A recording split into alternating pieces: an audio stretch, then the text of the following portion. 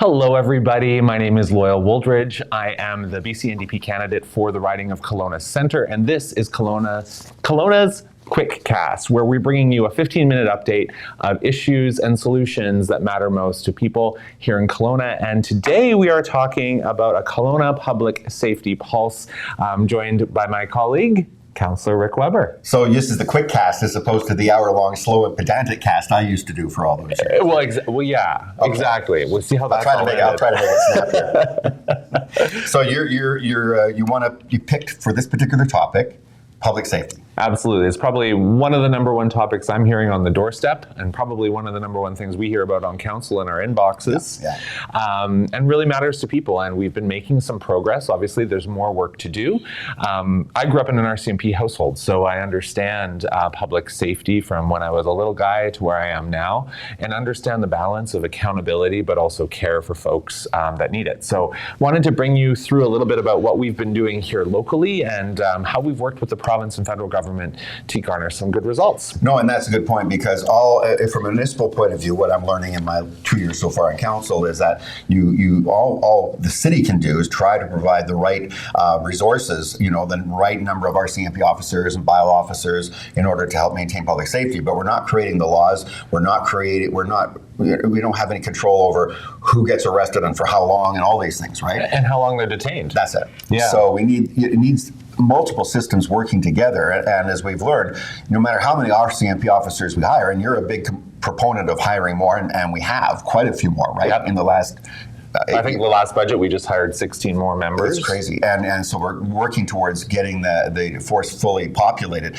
But you can't buy yourself a low crime rate. No, you cannot. And, we're going to talk a little bit about today of how we've reacted to high crime rates and the safety concerns on the streets. But of course, the upstream funding and reaching out to youth early on is really how we deal with this, managing poverty and dealing with youth. But today we're going to be talking a lot about the reactionary side, which is obviously policing, enforcement, and the violent offenders. Right, and the repeat offenders. And Yes. this is to me the biggest surprise of being on council and hearing the stats that we're given is the small number of people who are responsible for such a large percentage of the crime. And so the work has been lately with violent crime and nonviolent crime to try and get a handle on repeat offenders. And when you do, the stats actually show it quite quickly. It's astounding to see the stats, how they're dropping. Obviously, we still have a lot going on in Kelowna. We're a big city. But last term, our superintendent brought forward these concerns that said, we've got just a little over 30 people in our city that are contributing to the most amount of police interactions and crime rate in our city. And it's something that we need to address. And now, historically, we didn't see these rates, but what has changed in our landscape is the opioid crisis. And something I've long talked about is that long and sustained overdoses is affecting the way people's brain function is working. And so that's creating these erratic behaviors and criminality, and people are obviously resorting to crime in order to feed addictions and addiction habits. So we went to the province last term, and they contracted experts in criminology, but also psychology, to come up with recommendations that were informed by evidence, which is where the repeat violent offender program came to light and has been in action for about 2 years now. So it's new, but it has the RCMP working with parole and Crown. Right, to try to keep a handle on these repeat offenders, because you hear so many complaints that they get arrested and then they're out. Totally. And obviously, the province doesn't control the legal system of Canada. So they had to work in conjunction with the federal government to look at the bail reform for violent offenders.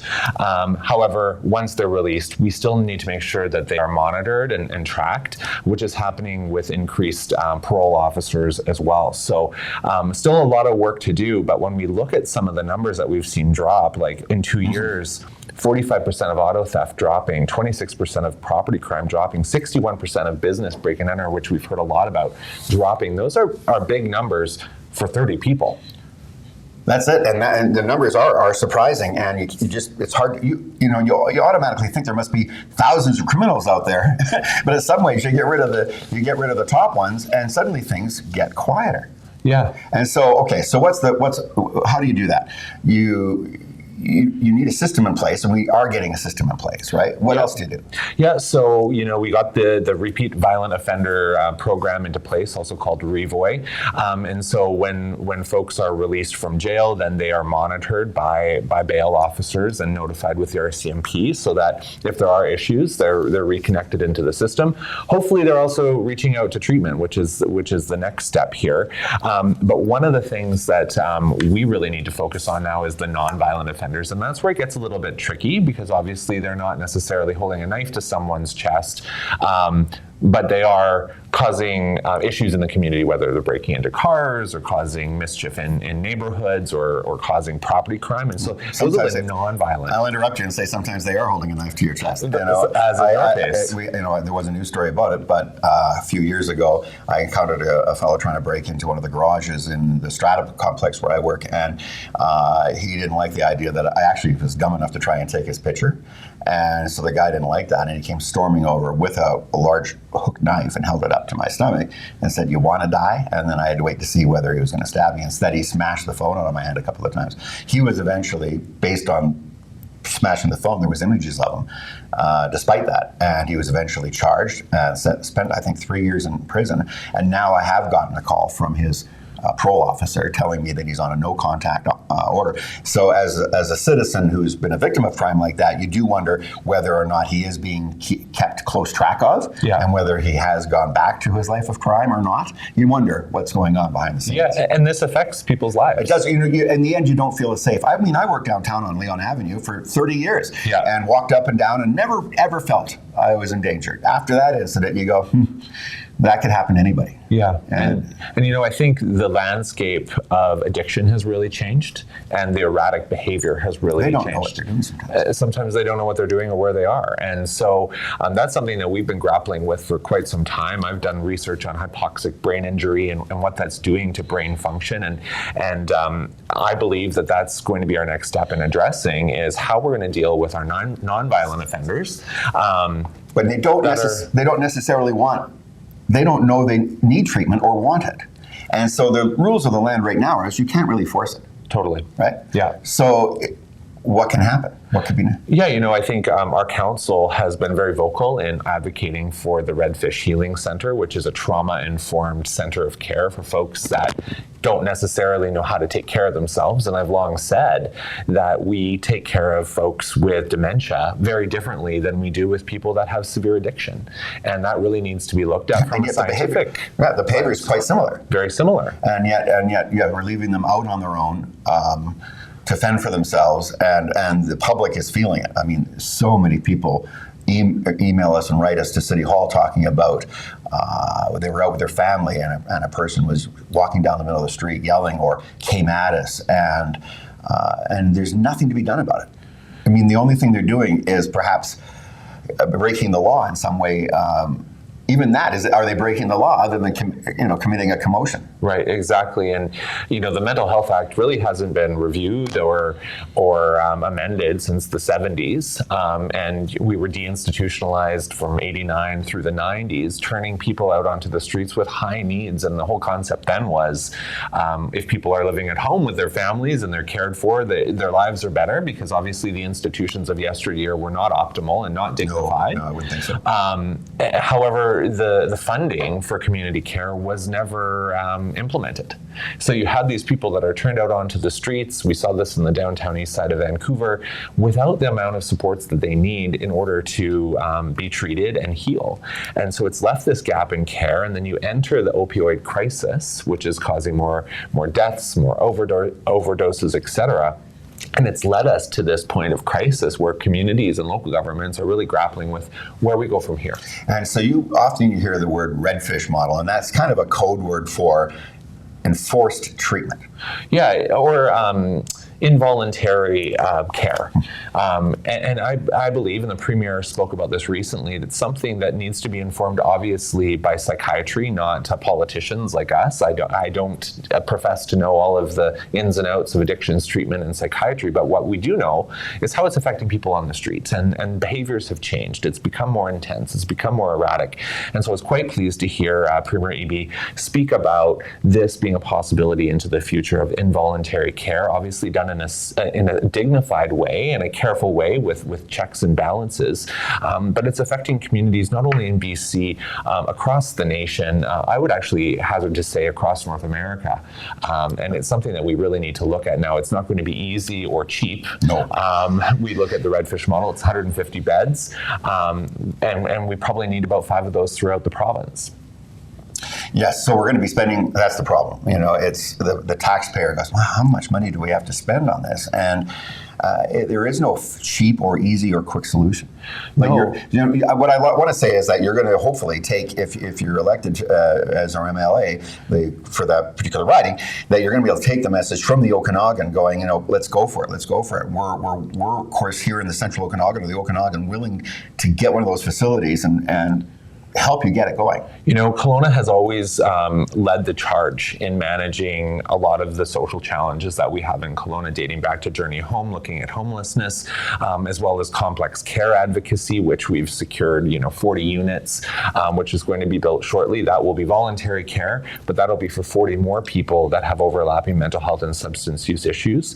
And so I'm very confident that with the City of Kelowna's advocacy and having an MLA here, that we can really bring forward solutions to government to do things differently, to realize positive changes in our communities. Because again, I can't underscore that we hear it every single day and we know it's affecting people. Yeah, it affects the population in general, makes them not feel secure. And I think too, maybe we're seeing some results from for instance, the mini home facility and the others. I think that is helping.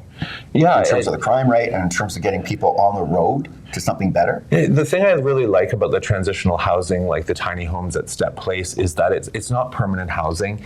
It's meant to bring people from shelter into transitional housing into rental, because you can't expect people to go from the street and be successful living on their own in market housing. It's just not going to work. And so we're already seeing in 6 months, 9 people have already moved out of Step Place into permanent housing. 9 people have gotten full-time employment. And that's by connecting people to the services that they need. 15 of them are now connected to mental health and substance use services. So I know a lot of people are frustrated and they say, well, just lock them up, throw away the keys, and the problem will go away, but it won't. And so it's really looking at all of these solutions that are very, very complex, and again, not cheap, not easy.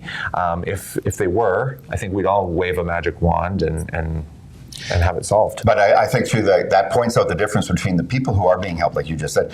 They wanted it. Yeah. They signed up for it, they qualified for it, and they wanted it. The people who are stepping forward and saying, I need help to get off this road, I need help with my addiction, right now, I think they're experiencing long waiting lists. Yeah, they're experiencing long waiting lists.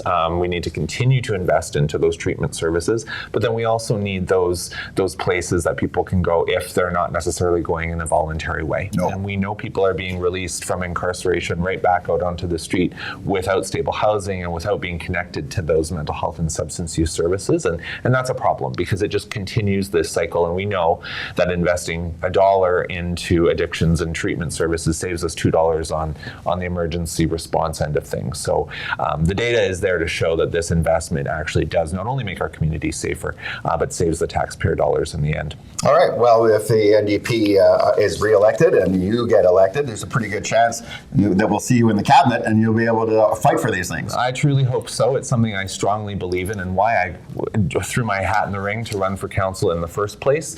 Of course, acknowledging, like I did, this takes a full suite of fulsome solutions. It's not just reacting to the problems we see today, but it's also working upstream to catch youth before they fall into this cycle of poverty or homelessness, which affects crime rates overall. So very complex issue to cover in 15 minutes, but really wanted to share some of the successes we've seen with this provincial government and that we'll continue to invest into, and truly hope that we'll hear some more news about involuntary care into the future. My name is Loyal Wooldridge, and I'm honored to be the BC NDP candidate for Kelowna Centre. You can find me on socials at Loyal Kelowna. Thanks for tuning in. See you next time.